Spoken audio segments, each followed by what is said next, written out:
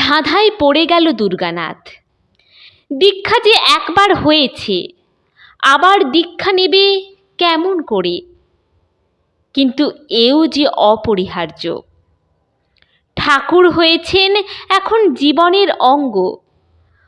মধুর এক ফোঁটা মোটে জিভে পড়েছে, এখনো তো আতৃপ্তি পান হয়নি। সেই পানের জন্যেই আপ্রাণ হয়েছে দুর্গানাথ। সে রাত্রে বাড়িতে শুয়ে ঘুমোচ্ছে। ঘুম ভেঙে গেল মানুষের ডাকে। এ যে সেই পরিচিত ডাক, ও দাদা, দুর্গানাথ দা। উঠে দরজা খুলে দিলে দুর্গানাথ। রাত তখন 1:30।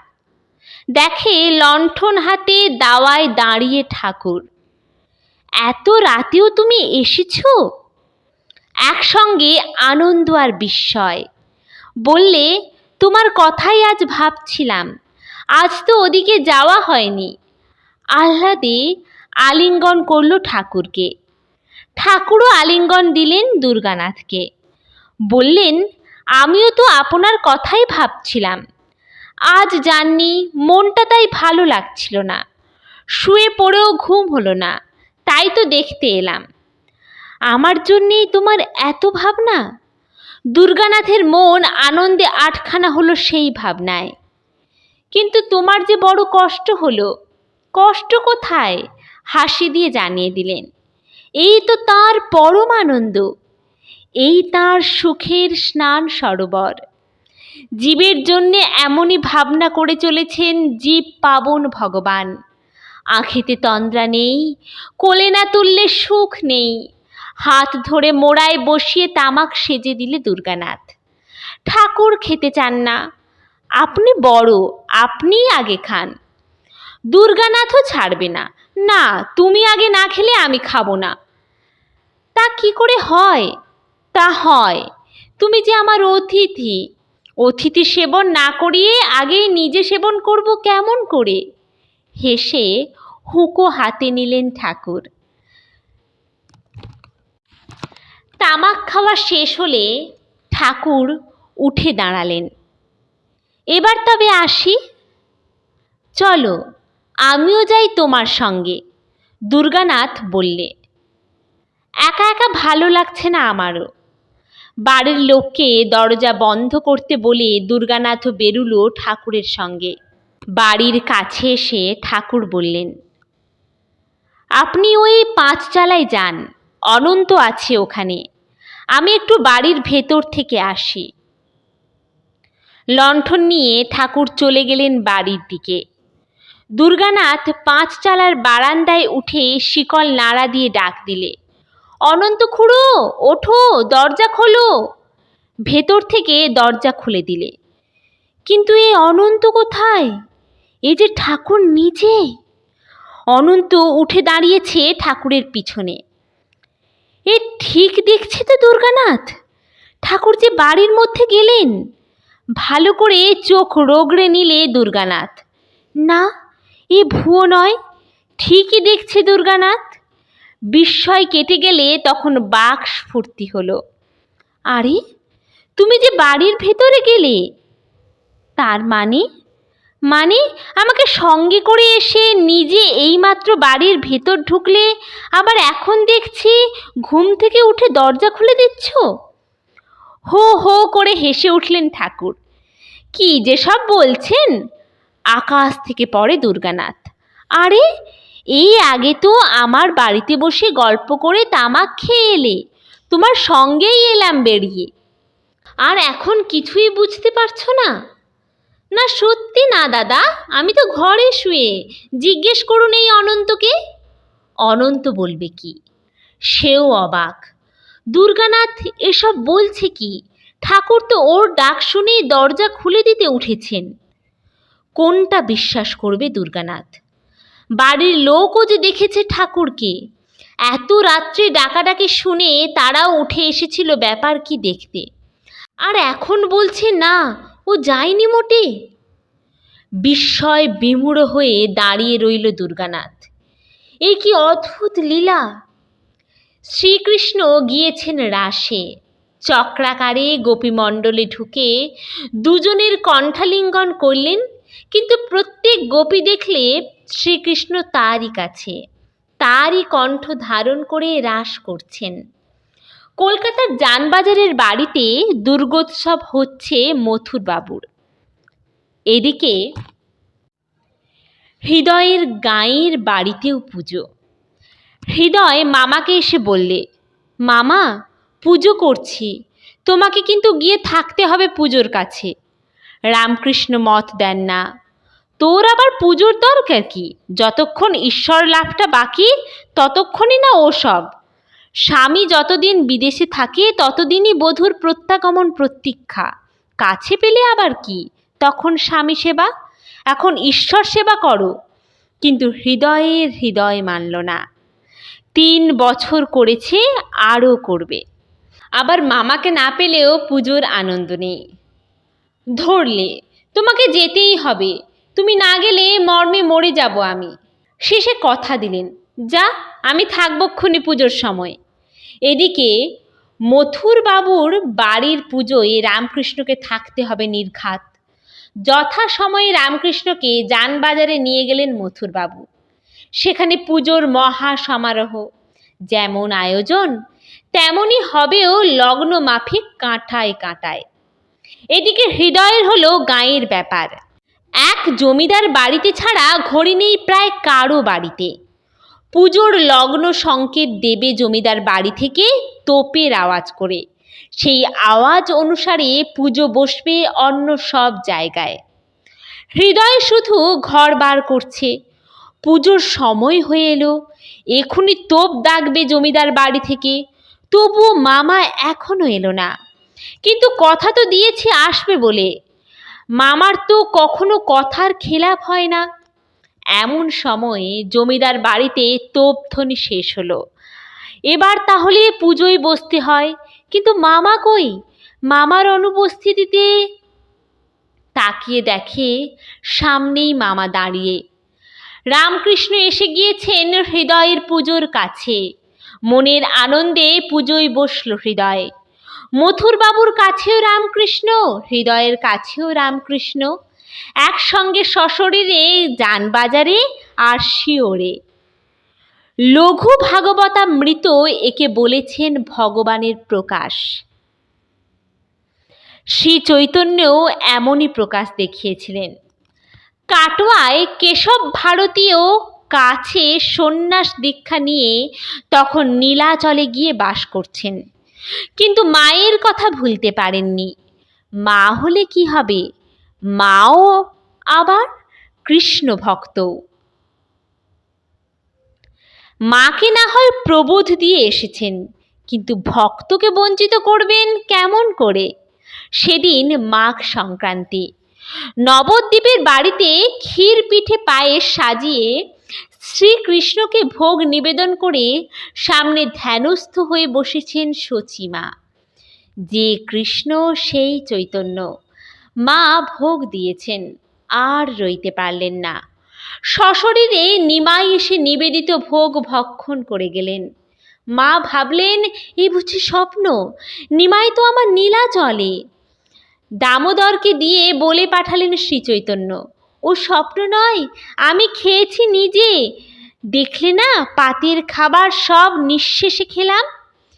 যিনি সর্বশক্তির কারণ, যিনি সর্বভূত সত্তার সাক্ষী, তিনি কি আবার কোনো দেহবন্ধনের দাস?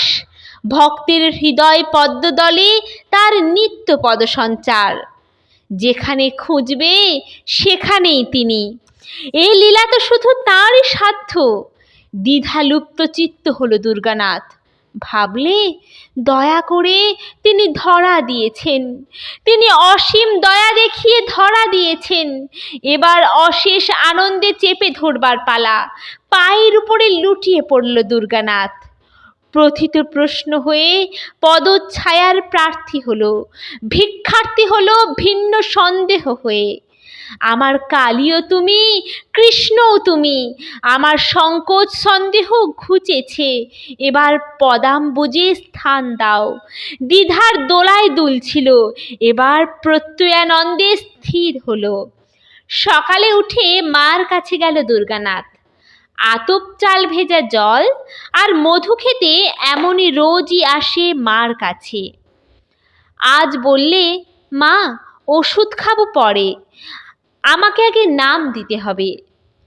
দীক্ষা নিয়ে 5 চালায় এসে ঠাকুরের কাছে বসল দুর্গানাথ। দরজার খিল এঁটে দিয়ে সামনে করে নিয়ে বসলেন ঠাকুর।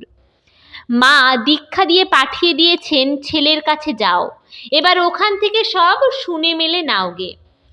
আদ্যপান্ত বোঝাতে লাগলেন ঠাকুর, নামই বাকি, জপই বাকি, আর ধ্যানই বাকি। সব সমঝিয়ে দিতে লাগলেন নিজের দেখা দৃষ্টি দিয়ে। নামের কথা বলতে বলতে নাম সাজুজ্য ফুটে ওঠে দেহে। সে তন্ময়তায় পরিপূর্ণ হলো দুর্গানাথের মন। সব কথা বুঝিয়ে শেষে ঠাকুর বললেন, দেখুন, মাছ, মাংস, পেঁয়াজ এসব আর খাবেন না। আমিষের চিত্ত বিক্ষেপ, স্নায়ুর অনর্থক উত্তেজনা, ওগুলো না খাওয়াই ভালো। আর নাম স্মরণ রাখবেন সর্বসময়, দিন রাত নাম করতে থাকবেন। নাম করতে করতেই পথ সুগম হবে। আর দেখুন, খুব কীর্তন করবেন। সলতের মুখে ছাই পড়ে, সেটাকে ভেঙে দিতে হয়।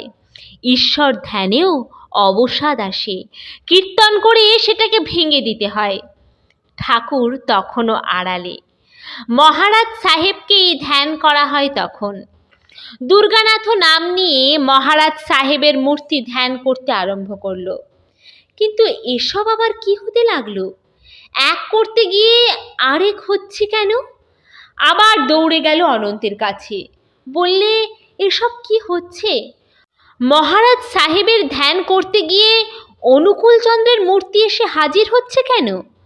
সব সময় ওর সঙ্গে মেলামেশা করা হয়, ওর কথা ভাবা হয়, সেই জন্যে না তো? যাই হোক, কোনো দোষ হবে না তো এতে? অনন্ত চাইল দুর্গানাথের মুখের দিকে। সত্যি নাকি তোমারও হচ্ছে? আমার তো অনেক দিন থেকে ওই রকম হচ্ছে। আচ্ছা, কথাটা একদিন জিজ্ঞেস করতে হবে ঠাকুরকে। ঠাকুরের কাছে কথা তুললে দুজনে। আমাদের যে কেমন কেমন হয়ে গেল। মুখের দিকে জিজ্ঞাসার দৃষ্টি তুলে ধরে একটু হাসলেন ঠাকুর। কি হলো আবার? বলতেও দ্বিধা করে, প্রসঙ্গটা যেন কেমন লজ্জা কোমল। একটু আড়াল রেখে শেষে বলে ফেললে, দেখো, গুরুর ধ্যানে বসলেই অন্য চেহারা এসে হাজির হয় ধ্যান দৃষ্টির সামনে। এতে করে তো কিছু। ঠাকুরের তেমনই ধীর স্মিততা। বললেন, যা আসে তাই ভালো। ঠাকুরের ধ্যান আসতো বলে নালিশ ছিল না মনে, ছিল মন ভরা প্রশস্তি। কিন্তু একটু দ্বিধার আঁচড় লেগেছিল তাতে, পাছে যদি দীক্ষা নির্দেশের অমান্য হয়। দ্বিধার অবসান হয়ে গেল এবার। নির্দ্বন্দ্ব হয়ে সিধা ধ্যান করতে লাগলো ঠাকুরের। সন্দেহের তরঙ্গোত্তীর্ণ হয়ে উঠল গিয়ে সংকল্পের নিটোল উপকূলে। এ হলো 1321 সালের শেষ ভাগের কথা। নতুন ধ্যান পেয়ে অনন্তনাথের তো চেহারাই বদলে গেল। মন বদলেছে, তাই চেহারাও বদলেছে। আর বদলেছে দৃষ্টি। নারীতে মাতৃদর্শন হচ্ছে। একদিন দুর্গানাথ ঠাকুর বাড়ি বেরোচ্ছে। বেলা তখন 4:15। সামনে তাকিয়ে দেখে নাচতে নাচতে আসছে অনন্ত খুড়ো। সে প্রেমোন্মাদের নৃত্য। চেহারাও হয়েছে তেমনই। লোহাকে যেন এইমাত্র আগুনে গলিয়ে ছাঁচে ঢালা হয়েছে। যেমনই উজ্জ্বল, তেমনই রক্তবর্ণ। চোখ দুটো জল জল করছে দুটো বড় বড় তারার মতো, যেন অম্লান স্থির বহ্নির দুটো ধ্বনি। বললে, ভাইপো গো, একটা নতুন মানুষ এসেছে আজ ঠাকুর বাড়িতে, দেখবে চলো। এলে যখন একটু তামাক খেয়ে যাবে চলো। তামাক সেজে এনে অনন্তনাথের হাত দিলে দুর্গানাথ। জিজ্ঞেস করলে, কেন, কে এসেছে? ভৈরবী। ভৈরবী বলতেই মাতৃধ্যানের ভাব এসে গেল মনে। ভবানী ভাবনায় ভরিত চিত্ত হলো অমনি। গান ধরে দিলে অনন্তনাথ। কে এমন করিল রে আমার আদরিনী মায়ের পায়ে, কে দিল জবা ফুল? ছিল নাকি ঘরে তার কমল শতদল? ছিল নাকি আঁখি কোণে এক বিন্দু অশ্রু জল? একখানি মনোরম শুভ্র দল ফুল? জবা কেন, শ্বেত শতদল দাও।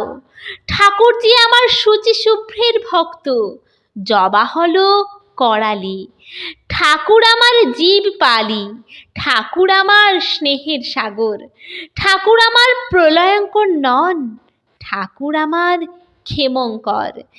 যে কালীর করালো বিগ্রহ দেখে তুমি ভয় পেয়েছিলে, এবার দেখো তার স্বামীকে, দেখো শিবকে, কল্যাণ মঙ্গলময় সর্জনপতিকে। অনন্তনাথের এই ভাব। ও মাও যে বাবাও সেই, দুয়ের পুজোই এক। মাতা পিতা ধাতা বিধাতা সবই তিনি। পিতামহস্য জগত মাতা ধাতা পিতামহ। বেদং পবিত্র মোঙ্কার ঋক সাম যজুরেব চ।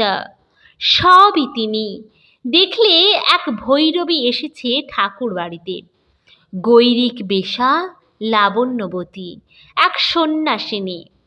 ভৈরবীর নাম হলো হরিদাসী। কিন্তু পরে বোঝা গেল সে ভৈরবী নয়, ভামিনী। হরিদাসী নয়, কামদাসী। রূপের বান দিয়ে বিদ্ধ করতে চায় ঠাকুরকে। শুধু ঠাকুরকে নয়, অনন্তকেও। কেমন করে আত্মজয় করতে হয় এবার দেখো। স্নেহ সহিষ্ণুতা দিয়ে কেমন করে শোধন করা যায় খল স্বভাবকে। ঠাকুর বাড়িতে যে আসবে তার জন্যেই রয়েছে সাদর অভ্যর্থনা। ভৈরবী যাকে স্বীকার করতে চায় তারই আশ্রয়ে রইল আদরে আপ্যায়িত হয়ে। রাত বিরেতে একলা পেলেই কখনো জ্বালাতন করতে আসে ঠাকুরকে, কখনো অনন্তকে। কাম সাধনায় ভীষণা হয়ে উঠল ভৈরবী। দূর থেকে দেখতে পেলেই ঠাকুর চেঁচিয়ে ওঠেন, মা রে, ও মা। চেঁচিয়ে চেঁচিয়ে লোক জানিয়ে তার নির্জনতার সুযোগ ভেঙে দেন। মা বলে ডেকে হুঁশিয়ার করে দেন। আবার বলেন, মা রে, খাওয়া হয়েছে? কোনো অসুবিধে নেই তো? ধ্যান ধারণা কেমন চলছে? তার বেশ কপটতার পঙ্কভূমিতে ঈশ্বর স্পৃহার বীজ বুনে দিতে চান। অনন্ত ক্রমশ বিরক্ত হয়ে উঠল। একদিন বললে, ওটাকে বিদেয় করে দিলেই হয়। হ্যাঁ, ওইটাকে বিদেয় করতে হবে বই কি। ওর ওইটে গেলে তখন থাক আর যাক। আগে কামাকিঞ্চন তাড়িয়ে মাতৃবোধটি জাগিয়ে দাও। একদিন 5 চালা ঘরের বারান্দায় শুয়েছে হরিদাসী। যতক্ষণ ঘরের মধ্যে কেউ না ঘুমুলো ততক্ষণ ধ্যান মগ্ন হয়ে বসে রইল। ধ্যানটি হলো সুযোগ সন্ধানের ধ্যান। অনেক রাত্রে চুপি চুপি ঠাকুরের বিছানায় গিয়ে বসল। পাশের চৌকিতে ঘুমিয়ে আছে অনন্ত আর দুর্গানাথ। হরিদাসী বিছানায় বসতেই লাফিয়ে উঠলেন ঠাকুর। সিংহের মতো গর্জন করে উঠলেন মা বলে। সে শব্দে ঘর কেঁপে উঠল। অনন্ত আর দুর্গানাথ তাড়াতাড়ি উঠে পড়ল বিছানা থেকে। কি হলো? দেখে মেঝেয় দাঁড়িয়ে ঠক ঠক করে কাঁপছে হরিদাসী। পূর্ণিমার পূর্ণ জ্যোৎস্নাতেও মৃতের মুখের মতো পাণ্ডুর দেখালো তার মুখখানা। ঠাকুর সোজা হয়ে বসে আছেন বিছানায়, উজ্জ্বলন্ত অগ্নিপিণ্ডের রক্ত রাগ ছটা নিয়ে। তেজস্তীক্ষ্ণ হয়েছেন বিবৃত বৃত্ত বীতিহোত্রের ন্যায়। ভয়ে 5 চালা থেকে বেরিয়ে গেল ভৈরবী। আরেক দিনের কথা। অন্যদিনের মতো এই ঘরের ভিতরে তক্তপোষের একখানায় ঠাকুর আর একখানায় অনন্ত আর দুর্গানাথ। আগে ছিল একখানা তক্তপোষ, এই কদিন হলো 2খানা হয়েছে। ঠাকুর বলতেন, তোমরা ওইখানে শোও, আমি নিচে শুচ্ছি। সে আবার কি কথা? ঠাকুরকে নিচে রেখে চৌকিতে শোবে কেমন করে ওরা? তা কিছুতেই হবে না। অনন্ত দুর্গানাথ স্পষ্ট বলে দিলে, তা আমরা কিছুতেই পারবো না। কি করা যায়? অগত্যা আর একখানা তক্তপোষ আনতে হয়েছে ঘরে। তখন থেকে একখানায় শোন ঠাকুর, আর একখানায় শোয়ে অনন্ত আর দুর্গানাথ। শুতেন তো, কিন্তু ঘুমুতেন কিনা তা ঠিক বলা যায় না। এই শুচ্ছেন, এই উঠে বসছেন। শুধু ঠাকুর নন, ঠাকুরের সঙ্গে সঙ্গে ওরা দুজনও। জব ধ্যানি কাল কাটিয়ে দিচ্ছে ঠাকুরের সঙ্গে। অন্য দিনের মতোই অনেক রাত্রে সেদিন শুয়েছেন ঠাকুর। কিন্তু শুয়ে শুয়ে ও কি বলছেন বিড়বিড় করে। অনন্ত দুর্গানাথ কেউ কথা বলছে না, কান পেতে শুনছে। মিটমিট করে হারিকেন জ্বলছে ঘরে। অনন্ত দুর্গানাথ তাকিয়ে দেখল, উঠে বসেছেন ঠাকুর। অভাবনীয় পরিবর্তন ঘটেছে চেহারায়, চোখে মুখে। পরমপিতা, পরমপিতা, মানুষ অভাবে তোমার কাজ করতে পারলাম না যে। যা দেখছি তা দেখাতে পারলাম কই। বলতে বলতে এক লাফে চৌকি ছেড়ে খিল খুলে বেরিয়ে পড়লেন ঠাকুর। মুখে ওই আক্ষেপ, মানুষ অভাবে তোমার কাজ হলো না, তবে আর আমি থাকবো কেন? আমি যাই, আমি যাই। দাওয়া থেকে লাফ দিয়ে নিচে পড়ে হনহন করে এগিয়ে চললেন কিশোরী মোহনের বাড়ির ওধারের বাঙ্গর নদীর চরের দিকে, যে দিকটায় হলো গাঁয়ের শ্মশান ঘাট। বিছানা ছেড়ে উঠে পড়ল অনন্ত আর দুর্গানাথ। ঠাকুর যাচ্ছেন কোথায় এমনভাবে একলা একলা, আর এমন বকতে বকতে? খুড়ো ভাইপো বারান্দায় এসে দাঁড়াতেই দেখে ঠাকুর এগিয়ে গিয়েছেন অনেকটা। ক্ষীণ জ্যোৎস্নায় অস্পষ্ট দেখা যাচ্ছে তাঁর দ্রুত পদক্ষেপ। এ কি অদ্ভুত আক্ষেপের প্রতিক্রিয়া! যাই যাই করে এ কি অকল্প নৈশ শ্মশান অভিযাত্রা! ভাবতে ভাবতে চমকে উঠল দুজনে। যুক্তি করবার অবসর নেই। ধীরে ধীরে দৃষ্টির বাইরে চলে যাচ্ছেন ঠাকুর। এ কি হলো? ঠাকুরের দেহ তখন কাঁপছে থরথর করে। নিস্তব্ধ নিশীথের ক্ষীণ নক্ষত্রালোকে সামনেই পড়ে রয়েছে শ্মশান ভূমির চিতাবশেষ। পাশেই দিগন্ত বিসারী প্রমত্তা পদ্মার অনিদ্রা সাগর অভিসার। পায়ের নিচে পড়ে তার স্থির তটভূমি। জীবন মৃত্যুর পরলোকে শান্ত সমাহিত সিদ্ধযোগীর ধ্যানস্থ ললাটের মতো। আর দূর আকাশের দিকে নিরালম্ব দৃষ্টি নিক্ষেপ করে দাঁড়িয়ে রয়েছেন ঠাকুর। দেহ তেমনই কম্পমান। দেখতে দেখতে মুখমণ্ডল হয়ে উঠল জ্যোতির্ময়। কপালখানা চকচক করতে লাগলো সহস্র অগ্নিকাণ্ডের আলোক দীপ্তিতে। গভীর অন্ধকার রাতে অকস্মাৎ আলোয় ঝলমল করে উঠল তাঁর বদন আর ললাট দেশ। এ আবার কি? ভয়ে জড়সড় হয়ে পড়ল অনন্ত আর দুর্গানাথ। উজ্জ্বল থেকে উজ্জ্বলতর হচ্ছে ললাট। হাজার বিদ্যুতের পুঞ্জ ঝিলিক যেন ধরা পড়ে আছে ওইখানে। অসংখ্য জোরালো জ্বলন্ত বাল্ব একসঙ্গে আলো দিচ্ছে যেন কাঁচের আড়াল থেকে। দূরে তাকিয়ে দেখল আকাশ পর্যন্ত বিকীর্ণ হয়েছে সেই অদ্ভুত আলোক ছুড়ন। আকাশের মেঘগুলোর গায়ে সেই তীব্র আলো গিয়ে লেগেছে তেমনই অম্লান।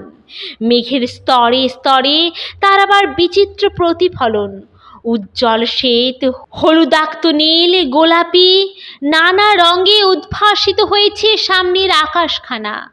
তাকিয়ে দেখল কপাল থেকে অদ্ভুত জোরালো সার্চ লাইটের আলোর মতো একটা প্রখর জ্যোতি শলাকা বেরিয়ে ঠিকরে পড়েছে আকাশের মেঘের গায়ে। দৃষ্টিতে সেই উদ্ভ্রান্তি, সেই স্থির মণিক্ষা, সেই ব্যললোৎকণ্ঠ বিক্ষেপ। প্রত্যক্ষ আর পরোক্ষের এ যেন এক অন্তর সঙ্গম, দূর এবং নিকটের সাক্ষাৎ সম্মিলন।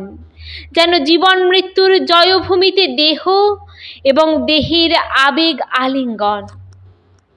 শান্ত এবং অনন্তের প্রকট মধ্যবিন্দুটি। কাঁপতে কাঁপতে বাহ্য হারিয়ে নেতিয়ে পড়লেন ঠাকুর। পড়বার আগেই ধরে ফেলল অনন্ত আর দুর্গানাথ। হাউ হাউ করে কাঁদতে লাগলো ঠাকুরকে ধরে। ওগো, তুমি যেও না, তুমি যেও না। বেশি কথা বলতে পারছে না, শুধু ওই এক আকুল মিনতি, যেও না, তুমি যেও না।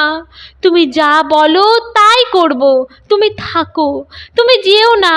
তোমার দুখানি পায়ে পড়ি, যেও না। দুজনের চোখের জলে পা দুখানি ভিজে গেল ঠাকুরের। ধীরে ধীরে অন্তর্হিত হলো কম্পন। ললাট জ্যোতি স্তিমিত হয়ে এলো ধীরে ধীরে। দুদিক থেকে দুখানা হাত ধরে মিনতি করে ঘরমুখ করল ঠাকুরকে। কয়েক পা এগুতে সামনে দেখে মানুষ। জিজ্ঞেস করল, কে? কেন? আমায় চিনতে পারছো না? আমি নরকের কীট। কণ্ঠরবে আত্মধিক্কারের বেদনা। ও তুমি? তা তুমি এখানে এত রাত্রে? আবারও কি দিনরাত আছে নাকি আমার কাছে? এসেছিলাম বলেই তো দেখতে পেলাম। বললে আগুন দেখেছি, আর ছাই মাখব না। আমার সর্বপাপ খালিত হয়েছে। কথা বলতে বলতে গলা ভারী হয়ে এলো। মনে হলো হরিদাসী কাঁদছে। রুদ্রাক্ষ মালিনী সে অজ্ঞাত কুল শিলা ভৈরবী। পাদস্পর্শ না করে মাটিতে গড় হয়ে প্রণাম করল ঠাকুরকে। বললে, বাবা, এবার তবে আমি আসি। সকাল থেকে ভৈরবীকে আর কেউ দেখতে পায়নি হিমায়তপুরে।